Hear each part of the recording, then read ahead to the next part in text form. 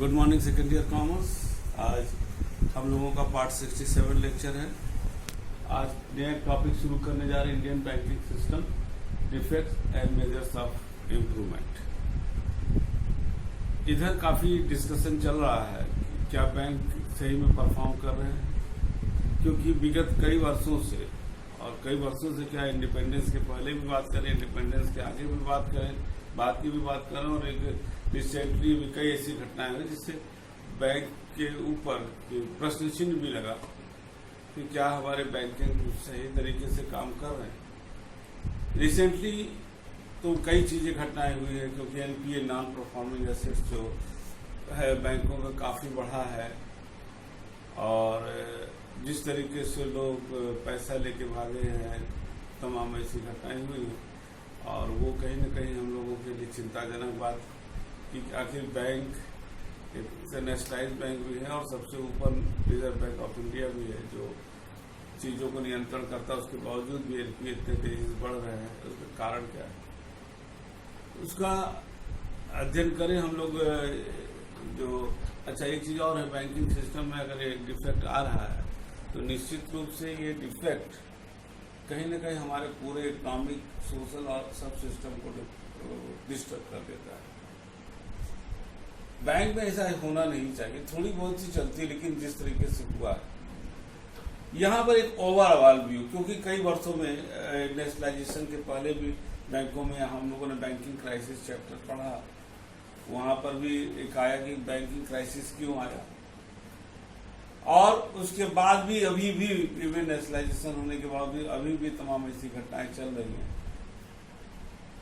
उसको अगर हम लोग बात करें, कुछ स्ट्रक्चरल प्रॉब्लम होता है, कुछ ऑपरेशनल प्रॉब्लम। स्ट्रक्चर का मतलब जो that is a defect in system, और ऑपरेशनल का मतलब होता है कि जो हम बैंक में काम चल रहा है उसके में कहीं न कहीं डिफेक्ट है।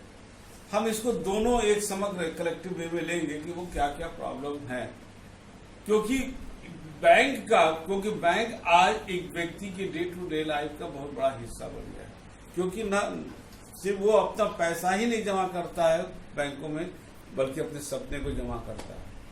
अगर उसको ये चिंता हो जाए कि हमारा पैसा यहाँ डूब सकता है, तो वो एक तरह से हमारे लिए अच्छा नहीं होता। दूसरी चीज, एक चीज और है, अगर लोग पैसा लेके जिस तरीके से एनपीए बढ़ रहा है, तो कहीं ना कहीं वो चीजें गलत संदेश दे रहा है पूरे इकोनॉमी को, और पूरे इकोनॉमी का कि हम बजट में उस बैंकों को बचाने के लिए गवर्नमेंट को प्रावधान करना पड़ता है, जो एक टैक्स पेयर का हिस्सा जो डेवलपमेंटल वर्क पर खर्चा होता है, वो बैंकों को बचाने में खर्चा हो जाता है, उनके एनपीओ को कवर करने में।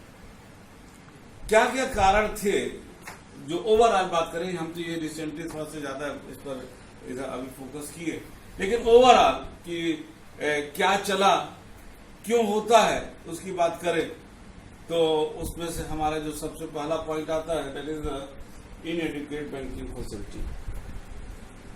आज बैंकों का 135 करोड़ की आबादी हो रहा है, अगर आप डेटा उठा करके देखो तो क्या बैंक सारे भारत को कवर कर पा रहा है? क्योंकि हमने खुद देखा है कि बैंकों का जो एक्सपेंशन हुआ है, ब्रांचेस का एक्सपेंशन, वो अनइवन हुआ है। अनइवन का मतलब होता है कि कहीं है तो ब्रांच खूब है, और कहीं है नहीं है ब्रांच, और लोगों को बहुत दूर दूर तक जाना है। इस पर रिजर्व बैंक ने काफी कुछ किया है, लेकिन अभी भी एक दोस्त है कि बैंकों का जो ब्रांचेस है वो सही, और जिसका परिणाम हो रहा है कि जब बैंक हर जगह नहीं पहुंच पा रहा है, तो वहां पर जो है लोगों की सेविंग और अदर चीजें काफी अफेक्ट करता है, और जो पूरे ओवरऑल इकोनॉमी के लिए प्रॉब्लम खड़ा करता है। दूसरा है अनसिस्टमैटिक डेवलपमेंट। अनसिस्टमैटिक डेवलपमेंट का मतलब होता है, हमने एक चीज और देखा है, ये बिजनेस का बड़ा अजबोगरीब ट्रेंड चल रहा है कि दैट इज द सेंट्रलाइजेशन। अब आप गोरखपुर में देखो, बैंक रोड खुल गया है, सारे बैंकों के ब्रांच एक जगह चले गए, सारे मैक्सिमम ब्रांच वहां पर है। बैंकों के माने हर एक बिल्डिंग में आपको एक बैंक वहां दिखाई दे जाएगा, बड़ा छोटा। अब ये जो centralisation of the banking system है, ये बड़ा है कि मतलब कहीं तो एकदम बैंक नहीं आप खोल रहे हैं, और कहीं है तो एकदम बैंक रोड आप बना दिए। वैसे गोरखपुर के मार्केट के कैरेक्टरिस्टिक है सेंट्रलाइजेशन ऑफ द सिस्टम। है ना, सिनेमा रोड, बैंक रोड, जो उर्दू उधर चले जाइए, ज्वेलरी हैंडलूम चले जाइए तो पांडे हाता, और कपड़े उपड़े के लिए तो आपका गीता प्रेस रोड। ये एक अजीब सेंट्रलाइजेशन ऑफ द सिस्टम हो रहा है, और बैंक का भी होगा, जबकि बैंक का नहीं होना चाहिए, क्योंकि बैंक तो अब हमको जाना पड़े और एक ही जगह सारे बैंक खुल जाए, तो ये कहीं ना कहीं हमारे बैंकिंग सिस्टम को हम तो फिलहाल दोष मानते हैं। बैकवर्ड एरिया में भी जाना चाहिए, बैकवर्ड एरिया में आप जाओगे नहीं, वो उनकी प्रॉब्लम होगी, क्योंकि बैकवर्ड एरिया में अगर जाते हैं तो उनको लाभ नहीं होगा, उतने लोग ब्रांच नहीं खुलेंगे, जबकि उनका उसका ऑपरेशनल कॉस्ट मैनेजर होगा, कैशियर होगा, क्लर्क होगा, गार्ड होगा, चपरासी होगा, किराया होगा, बिजली बिल होगा, so many there is operational cost जो उसको बैंकों को, क्योंकि बैंक प्रॉफिट मोटिव ऑर्गेनाइजेशन होते हैं, तो कहीं ना कहीं प्रॉब्लम है। तीसरा, स्मॉल और अनइकोनॉमिक बैंक। अब इस पर तो रिजर्व बैंक ने रिसेंटली काफी कुछ किया भी है, छोटे छोटे बैंक खुल जा रहे हैं। अनप्रोडक्टिव का मतलब होता है वही कि जब आप छोटे और छोटे क्षेत्र को लोगे तो वहां पर उतना आपको मार्केट नहीं मिलेगा, क्योंकि लोग बड़े बैंकों की तरफ आकर्षित हो रहे हैं, क्योंकि उनका काम उस बड़े बैंकों के जरिए विदेशों से और बड़े बड़े जगहों से भी हो जाता है, और वो जब ऐसे खुलते हैं तो ये कहीं न कहीं ये बैंक घाटे में जाते हैं, और ये घाटा जो है कहीं न कहीं ओवरऑल सिस्टम को प्रोवाइड करता है। चौथा है lack of capital. In India many banks lack sufficient working capital. Working capital जो डे टू डे के लिए हमको जरूरत पड़ता है, इसमें बड़ा पुराना 96-97 का एक डेटा दे रहा है। There were 66 bank with paid up capital of less than 5 lakh से जिनका पेड अप कैपिटल कम था। Thus the economic position is quite unsound। और ऐसा हुआ भी, आपने देखा होगा कि रिसेंटली काफी मर्जर भी हुआ इसी का सब कारणों से। Lack of the specialized bank.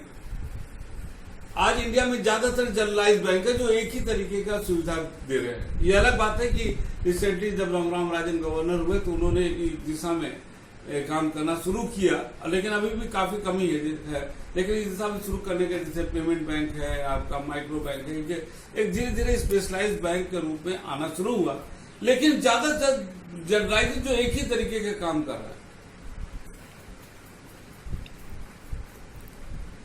उसके बाद छठा पॉइंट है लैक ऑफ कोऑपरेशन। अब हमारा जो बैंक है, वो जो मनी मार्केट का सिस्टम है, वो दो भागों में अगर हम बांटे, एक तो ऑर्गेनाइज मनी मार्केट और दोज मार्केट या banks which are control by the Reserve Bank of India. लेकिन गांव में जो स्थिति थोड़ी अलग है, सुधरी तो है लेकिन अलग है, क्योंकि अभी भी गांव के लोग जो है अनऑर्गेनाइज सेक्टर, जिसमें साहूकार, महाजन, इंडिजिनस बैंकर, यानी कि वो लोग या वो संस्था जो रिजर्व बैंक के द्वारा नियंत्रित नहीं हो, तो उसको हम लोग अनऑर्गेनाइज सेक्टर में रखते हैं। उनकी संख्या बहुत तेजी से बढ़ी और आज भी ज्यादा गांव के लोग, क्योंकि बैंक प्रोडक्टिव पर्पज के लिए लोन देगा, आपको मरनी करनी शादी ब्याह के लिए नहीं देगा, जबकि ये अनऑर्गेनाइज सेक्टर के लोग, और ये जो है काफी कुछ ये लोगों को 24 आवर्स की सुविधा देते हैं, और वहां हर पर्पज के लिए लोन देते हैं, ये कि हाई इंटरेस्ट है।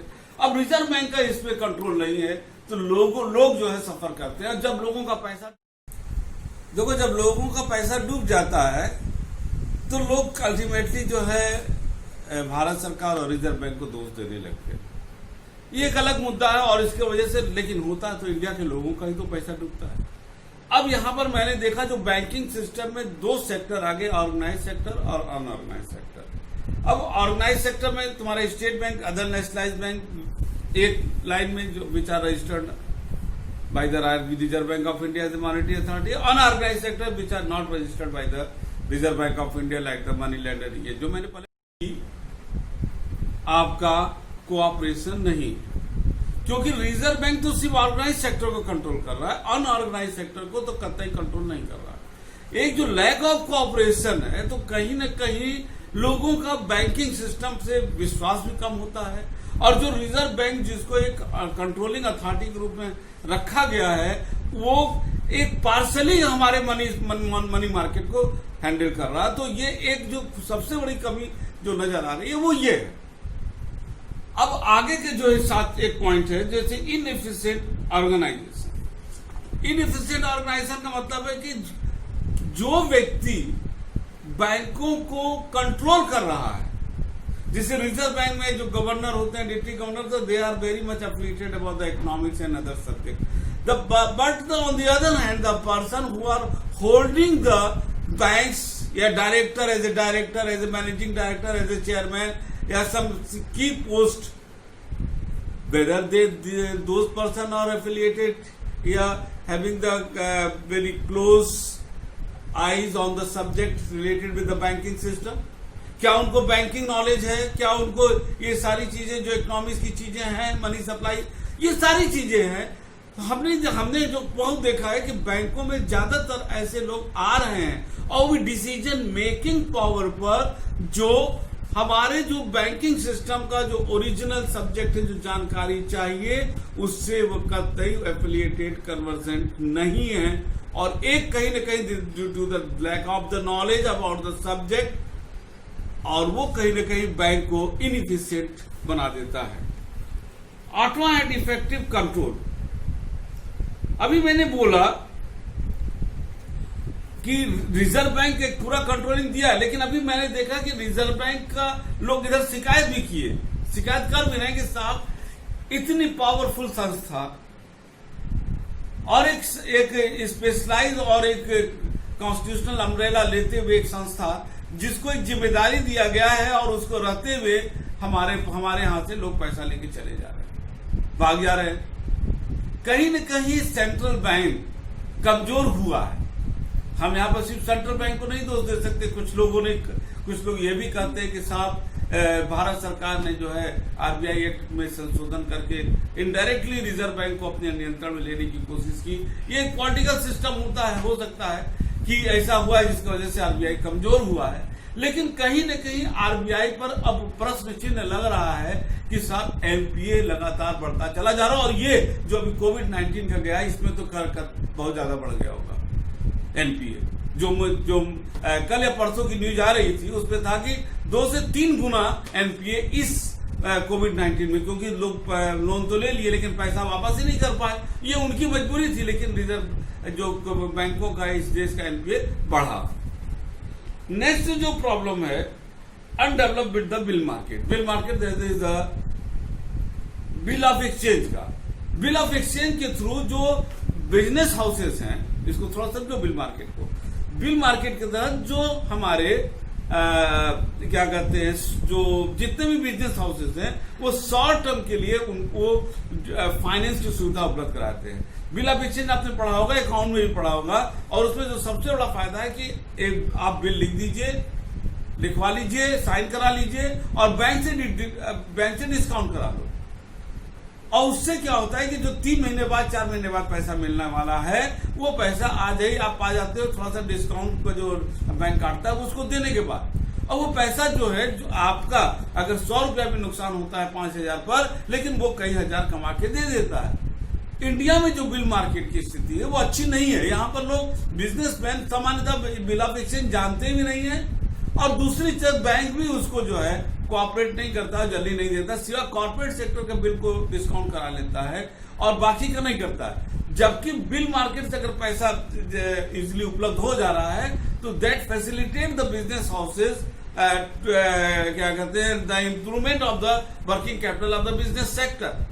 वर्किंग कैपिटल उपलब्ध करा देता है, उनकी लिक्विड पोजीशन को मजबूत कर देता है। जबकि बिल मार्केट डेवलप न होने के कारण इंडिया में most of the business houses are suffering from the disease of the lack of working capital. जबकि डेवलप कंट्री में ये प्रॉब्लम नहीं है, वहां पर बिल मार्केट के थ्रू लोग अपने काफी डे टू डे बिजनेस के लिए लिक्विड की पोजीशन को मजबूत कर लेते हैं। 10वां है डिफेक्टिव लेंडिंग पॉलिसी। अब यहां पर जो दिया है इंडिया में जो है, जो हम लोग लोन दे रहे हैं, बड़ा बड़ा लोन दे रहे हैं अगेंस्ट द प्रॉपर्टी और मॉर्गेज करके हम लोग लोन दे देते हैं, और हम लोग कहते हैं कि हम सिक्योरिटी लेंगे। लेकिन प्रिंसिपल ऑफ इन्वेस्टमेंट में मैंने एक चीज बताया भी था कि जो ये फिक्स एसेट्स होता है ये कभी भी बैंकर्स को आकर्षित नहीं करता है एज ए सिक्योरिटी। क्यों?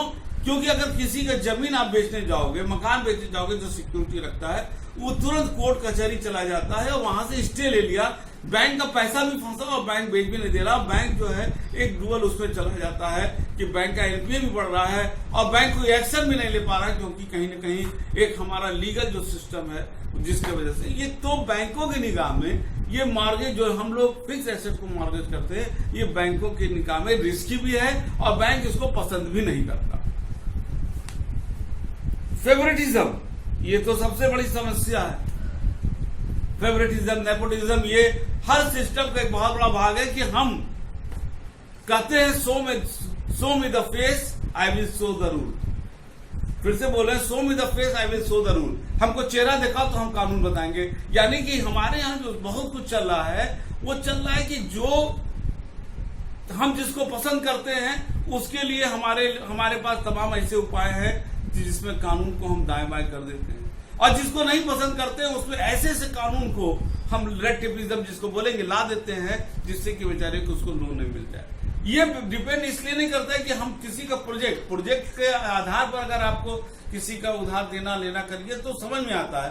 ये चलता है जो हमारे पसंद और नापसंद पर, जिसको हम पसंद करेंगे उसको लोन दे देंगे, उसके लिए सारे नियम किनारे, और जिसको नहीं पसंद करेंगे सारे नियम ठोक देंगे और जिससे उसको लोन ना मिल पाए। और ये कहीं ना कहीं ओवरऑल इकोनॉमी को भी हमारे अफेक्ट करता है। 12वां डिफेक्टिव वर्किंग सिस्टम। अब इंडिया में आपने देखा होगा इधर यस बैंक और तमाम ऐसे ऐसे बैंक, पंजाब कोऑपरेटिव बैंक, इस तरीके से तमाम समस्याएं इधर खड़ी हुई हैं और कहीं न कहीं ये हमारे पूरे ओवरऑल बैंकिंग सिस्टम पर प्रश्न चिन्ह लगाता है कि ऐसा क्यों हो रहा है कि लोगों का पैसा लोगों को ही नहीं मिल पा रहा है, और ये सारी समस्याएं कहीं न कहीं लोगों को परेशान कर रहा है। तो ये था आपका ओवरऑल इस पर Indian banking system defect and measures of the improvement. आगे के क्लास में हम आपको बताएंगे इसका सजेशन क्या है और कौन कौन लोगों ने किया, उस पर हम लोग चर्चा करेंगे। एक लेक्चर इस पर और होगा और उसके बाद तब हम लोग नेक्स्ट सेट पर जाएंगे। तब तक good day and good bye.